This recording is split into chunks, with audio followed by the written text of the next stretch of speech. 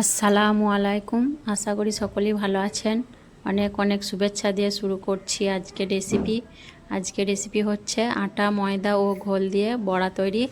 বড়াগুলি খেতে খুবই সুস্বাদু এবং নরম তুলতুলে। আর আজকের রেসিপিটা আমি বানাচ্ছি না, বানাচ্ছে আমার ভাবি। তো চলুন দেখে নেওয়া যাক বড়াগুলি কিভাবে বানানো হলো। এখানে দেখুন একটা বড় বাটির মধ্যে ভাবি 1 গ্লাসের মতো ঘোল নিয়েছে। আর দুধের সর থেকে ফেটিয়ে মাখন তৈরি করে ঘি তৈরি করা হয়, দিয়ে সরের যে অংশটা থাকে সেটাকেই ঘোল বলা হয়। আর এখানে হাফ চামচের মতো খাবার সোডা দিয়ে দিল।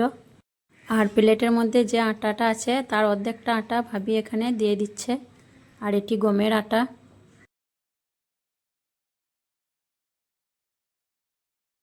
3 চামচ চিনি দিচ্ছে।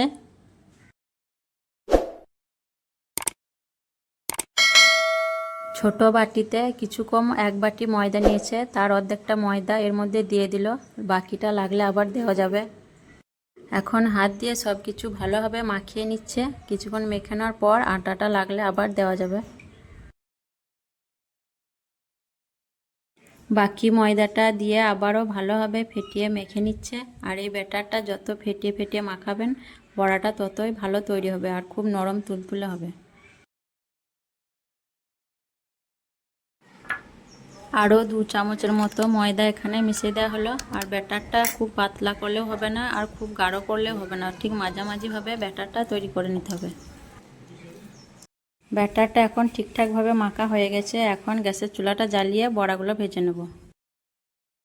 গ্যাসটা জ্বালিয়ে এখন কড়ার মধ্যে তেল গরম হতে দিয়ে দেওয়া হয়েছে। তেলটা গরম হয়ে গেছে। এখন বড়াগুলো একটা একটা করে তেলের মধ্যে ভাবি দিয়ে দিচ্ছে।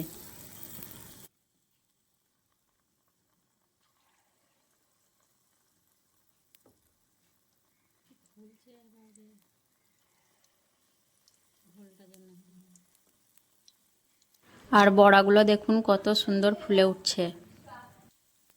চুলার আঁচটা কমিয়ে রেখে বড়াগুলো ভাজলে খুব সুন্দর হবে।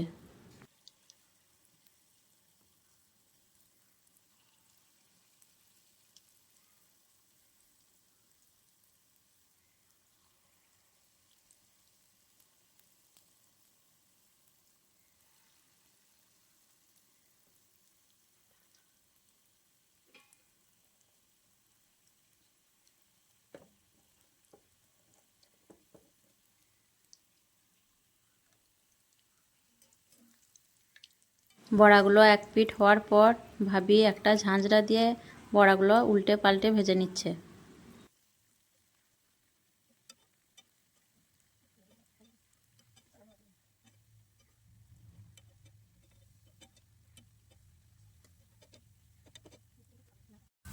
বড়াগুলো ভাজা হয়ে গেছে। ভাবি এখন একটা দুটো করে তুলে নিচ্ছে।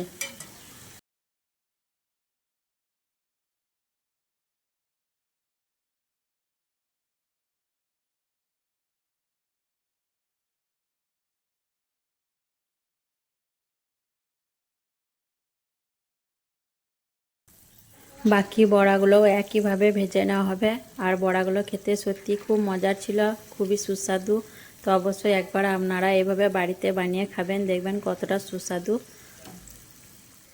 একইভাবে সব বড়াগুলো ভাজা হয়ে গেল, এখন তুলে নেওয়া হচ্ছে। আর ভাবি যে এত সুন্দর মজার বড়া তৈরি করবে সত্যি আমি ভাবতেও পারিনি।